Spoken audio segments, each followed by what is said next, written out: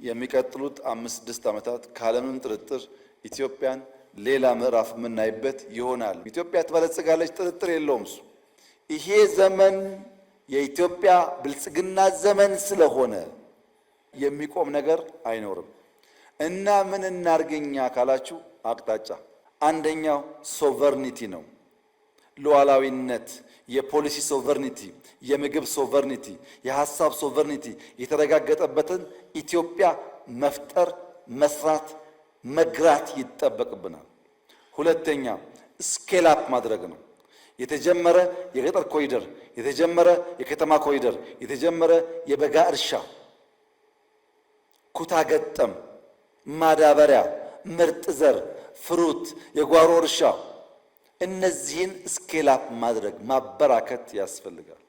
ሶስተኛ ሰርቪስ፣ ዜጎች ከኛ በቅንነትና በሳቅ የተሞላ አገልግሎት ይፈልጋሉ። የአይን ከለር እያየን መርጠን ሳይሆን ለዜጎች በሙሉ የሚሰጥ በፈቃድ ላይ የተመሰረተ ሰርቪስ ፕሮቫይደርስ እንድንሆን ይፈልጋሉ።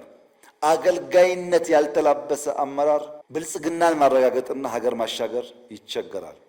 አራተኛ ሰስቴይን ማድረግ፣ የተገኙ ድሎች፣ የተገኙ ውጤቶች፣ የተገኘ ሰላም ተመልሶ እንዳይደፈርስ ሰስቴይን ማድረግ።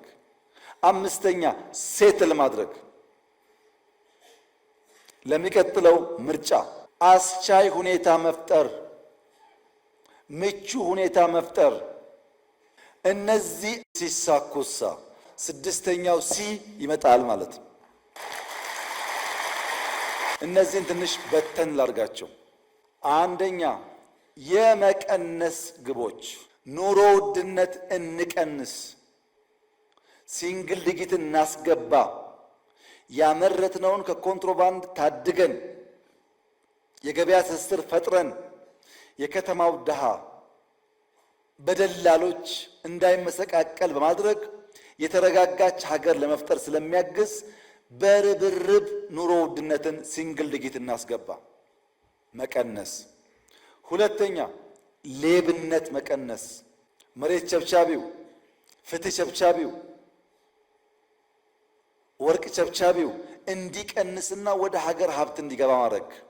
እንደ ሀገር ዘረፋ ስላቆምን እንዳያችሁት አይነት ስራዎች ሰርተዋል። ኢንዲቪጁዋል ሌቦች ብንቀንስ ደግሞ የሀብት መልሶ ለሀገር ልማት ይውላል። ሌብነት መቀነስ ያስፈልጋል። ሶስተኛው መንደርተኝነት መቀነስ።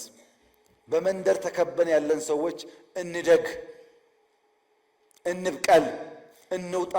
በመንደር ታጥረን ከቀረን ብልጽግናን አናረጋግጥም፣ እንቆራቆዛለን። ከመንደር ሳቤ ከወረደ ሳቤ ያለውን አመለካከት እንቀንስ።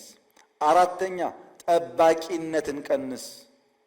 እነዚህ የመቀነስ ግቦች ናቸው። የዜሮ ግቦች ደግሞ አሉ። የቅድሙ መቀነስ ነው። የዜሮ ግቦች 5 ናቸው። ዜሮ ተረጂነት፣ ዜሮ መሬት ጾም ማሳደር፣ ዜሮ ተፈናቃይ፣ ዜሮ ኮንትሮባንድ፣ ዜሮ ሽፍታ። ይህን የኢትዮጵያን ብልጽግና ለማረጋገጥ የዜሮ ግብ አድርጎ እያንዳንዱ ወረዳ በሱ ዞን ተረጂነት ዜሮ፣